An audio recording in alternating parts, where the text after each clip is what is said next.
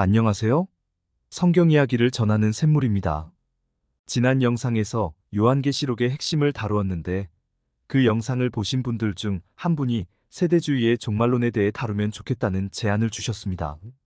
세대주의에 대해서는 많은 분들이 비판을 하고 있으며 이를 지지하는 사람은 많지 않습니다. 이번 영상에서는 세대주의가 무엇이며 세대주의 종말론이 성경적인지에 대해 생각해 보겠습니다. 세대주의는 19세기에 존 넬슨 다비에 의해 시작된 신학 사조입니다. 세대주의는 성경 역사를 7세대로 나누어 설명합니다. 첫째 무죄 세대는 타락하기 전까지입니다. 둘째 양심 세대는 타락에서부터 대홍수 전까지입니다. 셋째 인간 통치 세대는 대홍수부터 아브라함 전까지입니다. 넷째 약속 세대는 아브라함부터 모세 이전까지입니다. 다섯째 율법 세대는 모세 이후부터 그리스도 초림 전까지입니다. 여섯째 은혜 세대는 그리스도의 초림부터 재림 전까지입니다. 일곱째 천년왕국 세대는 그리스도의 재림 이후입니다. 세대주의는 각 세대마다 하나님의 구원 방식이 다르다고 주장합니다. 세대주의는 천년왕국 전에 예수님께서 재림하신다는 전천년설을 지지합니다. 세대주의 종말론에서 말하는 천년왕국 세대에서 있을 사건의 순서는 대략 다음과 같습니다. 예수님의 공중 재림과 성도들의 공중 휴거, 7년 대환란, 예수님의 지상 재림, 이스라엘의 회복과 천년왕국, 새하늘과 새 땅의 창조. 세대주의 종말론의 특징은 예수님의 재림이 2번 있을 것이라는 것입니다. 첫 번째 재림 때에는 교회가 휴거된다고 말합니다. 두 번째 재림 때에는 이스라엘이 회복되고 14만 4천이 그리스도와 함께 1000년 동안 통치한다고 말합니다. 그리고 두 번의 재림 사이에서 적그리스도가 나타나 7년 동안 환란이 있을 것이라고 합니다. 세대주의 주장이 비성경적이라는 것을 말하기 위해 세대주의가 말하는 모든 세부 사항을 다 다룰 필요는 없을 것입니다. 먼저 세대주의에서 말하는 이스라엘의 회복이 성경적인지 보겠습니다. 이 주장의 근거는 다음 구절입니다.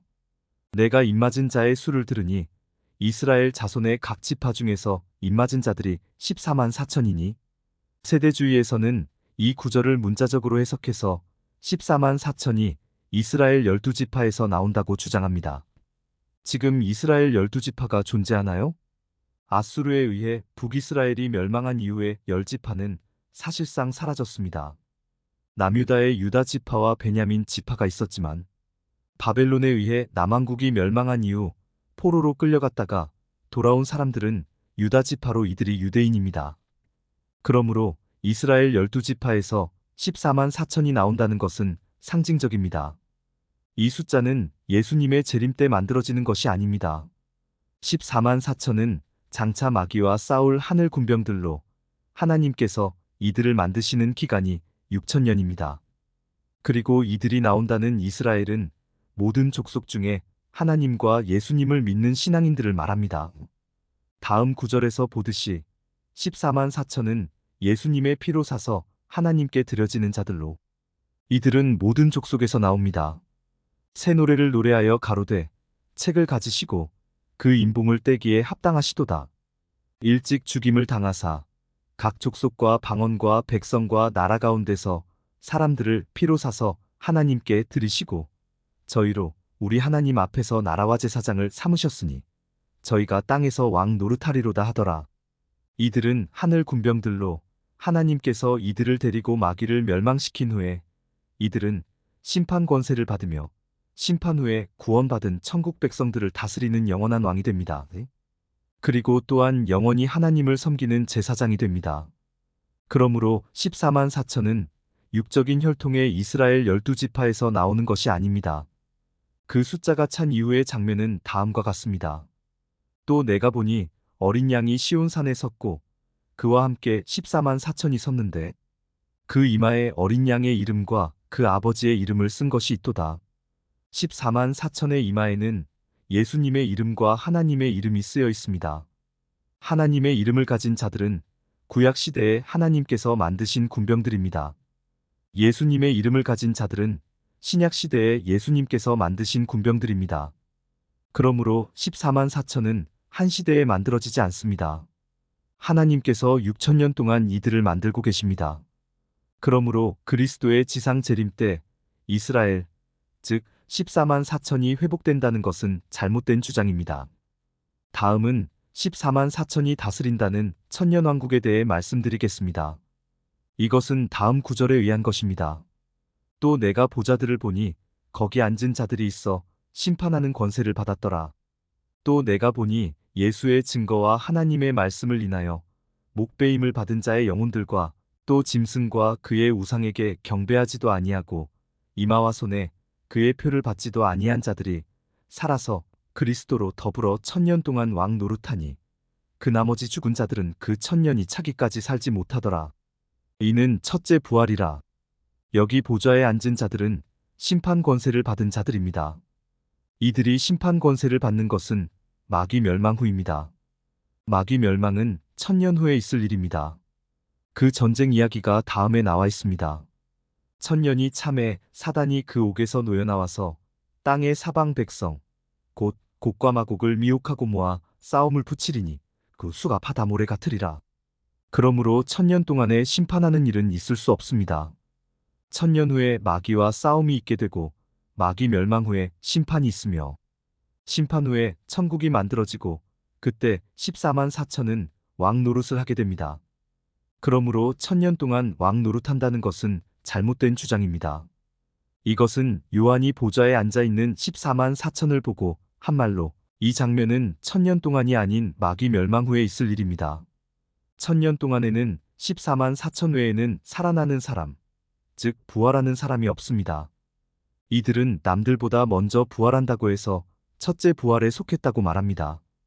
그 나머지 사람들이 부활하는 것은 마귀 멸망 이후입니다. 마귀 멸망은 천년 후에 있게 됩니다. 그러므로 천년 동안에는 백성이 없습니다. 그런데 이들이 누구를 대상으로 왕노릇을 하겠습니까? 이것은 이들이 보좌에 앉아있는 것을 보고 요한이 오해해서 잘못 기록한 것입니다. 한마디로 천년왕국은 없습니다. 천년은 하늘 군병들을 훈련시키는 기간입니다. 지상에서 6천년 동안 하늘 군병들이 만들어지면 천년 동안 이들을 훈련시켜서 그 후에 마귀를 멸망시키는 아마겟돈 전쟁이 있게 되는 것입니다. 다음은 7년 환란 후에 천년왕국이 있다는 주장에 대해 살펴보겠습니다. 7년 환란은 다니엘서에 나온 내용 때문에 하는 말입니다. 그가 장차 많은 사람들과 더불어 한 이레 동안의 언약을 굳게 맺고 그가 그 이레의 절반의 제사와 예물을 금지할 것이며 또 포악하여 가증한 것이 날개를 의지하여 설 것이며 또 이미 정한 종말까지 진노가 황폐하게 하는 자에게 쏟아지리라 하였느니라 하니라.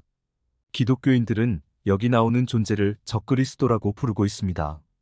그런데 성경에 나오는 적그리스도는 그런 뜻이 아닙니다. 사도 요한이 하는 말을 보겠습니다. 거짓말하는 자가 누구냐? 예수께서 그리스도이심을 부인하는 자가 아니냐? 아버지와 아들을 부인하는 그가 적그리스도니. 적그리스도는 한마디로 예수께서 그리스도인 것을 부정하는 자를 말합니다. 사도 요한은 이미 자기 시대에 적그리스도가 나타났다고 말하고 있습니다. 다니엘서에 나오는 가증한 자는 적그리스도가 아니고 계시록에 나오는 짐승을 가리킵니다. 그는 한 이레의 언약을 맺습니다. 한 이레는 일주일을 의미하며 하루를 1년으로 치면 7년이 됩니다. 그동안 환란이 있을 것이라고 해서 이것을 7년 대환란이라고 부릅니다. 그런데 그 이레의 절반의 제사와 예물을 금지한다고 하였는데 이것은 3년 반을 나타냅니다. 3년 반은 42달과 같고 42달의 권세를 받는 자가 짐승입니다. 용이 짐승에게 권세를 주므로 용에게 경배하며 짐승에게 경배하여 가로되 누가 이 짐승과 같으뇨 누가 능히 이로 더불어 싸우리요 하더라. 또 짐승이 큰 말과 참남된 말하는 입을 받고 또 42달 일할 권세를 받으니라. 이 짐승이 42달의 권세를 받아서 성도들과 싸워 이기게 됩니다. 또 권세를 받아 성도들과 싸워 이기게 되고 각 족속과 백성과 방언과 나라를 다스리는 권세를 받으니 이 전쟁에서 성도들의 대표가 감람나무입니다. 그래서 감람나무가 이 짐승과 싸우는 과정에서 죽임을 당하게 됩니다. 저희가 그 증거를 마칠 때에 무적행으로부터 올라오는 짐승이 저희로 더불어 전쟁을 일으켜 저희를 이기고 저희를 죽일 터인즉. 이 전쟁은 짐승이 무저갱에서 올라온 이후에 벌어집니다. 짐승이 무저갱에서 올라오는 것은 마귀들이 무저갱에 가둬진 후 1000년이 지나서입니다. 다시 말씀드리지만 지상에서 하늘 군대가 만들어지면 1000년 동안 훈련을 받아야 합니다. 그때 마귀가 회방하지 못하도록 하나님께서 마귀들을 무저갱에 가두는 것입니다. 그래서 1000년이 지나면 마귀들을 풀어주고 전쟁으로 멸망시키는 것입니다. 그 전쟁은 3번으로 이루어져 있습니다. 자세한 것은 더보기에서 요한계시록의 핵심편을 보시기 바랍니다. 그 첫 번째 전쟁에서 짐승이 42달의 권세를 가지고 감람나무를 죽이고 성도들을 이기는 것입니다. 이것이 7년 환란의 앞부분입니다. 그러므로 7년 환란 이후에 천년왕국이 있다는 것은 잘못된 해석입니다. 천년왕국 자체가 없을 뿐 아니라 7년 환란 후에 1000년이 있는 것이 아니고 1000년 후에 7년 환란이 있게 되는 것입니다. 성경을 문자적으로만 해석하면 안 됩니다. 어떤 것은 문자적이지만 어떤 것은 상징적입니다. 하나님의 뜻을 올바로 이해하지 못하면 무엇이 문자적이고 무엇이 상징적인지 구분하기 어렵습니다. 이번 영상에서는 세대주의가 무엇이며 세대주의 종말론이 왜 잘못된 것인지에 대해 말씀드렸습니다.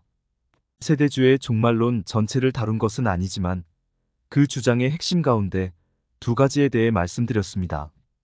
첫째, 14만 4천이 인침을 받는다는 이스라엘은 육적인 혈통이 아닌 하나님과 예수님을 믿는 모든 족속을 가리킵니다. 그러므로 육적인 이스라엘이 회복된다는 것은 잘못된 주장입니다. 14만 4천은 하늘 군병들로 하나님께서 6000년에 걸쳐 만들어 오고 계시며 구약시대에는 이스라엘 족속 가운데서 신약시대에는 기독교인들 가운데서 나오는 것입니다. 둘째, 7년 환란 후에 천년왕국이 있다는 것은 잘못된 주장입니다. 천년은 왕 노릇하는 기간이 아니며 하늘 군병들이 훈련받는 기간입니다. 1000년 후에 무저갱에서 나온 용이 짐승에게 42달의 권세를 줌으로써 하늘 군병들, 즉 성도들을 이기게 됩니다. 물론 이렇게 끝나는 것이 아니고 그 후에 성도들은 다시 훈련을 받고 예수님과 함께 짐승을 잡는 전쟁에 참여하며 그 후에 하나님께서 마귀를 멸망시키는 전쟁에 참여하게 됩니다. 자세한 것은 더보기에서 요한계시록의 핵심을 보시기 바랍니다. 끝까지 시청해 주셔서 감사합니다.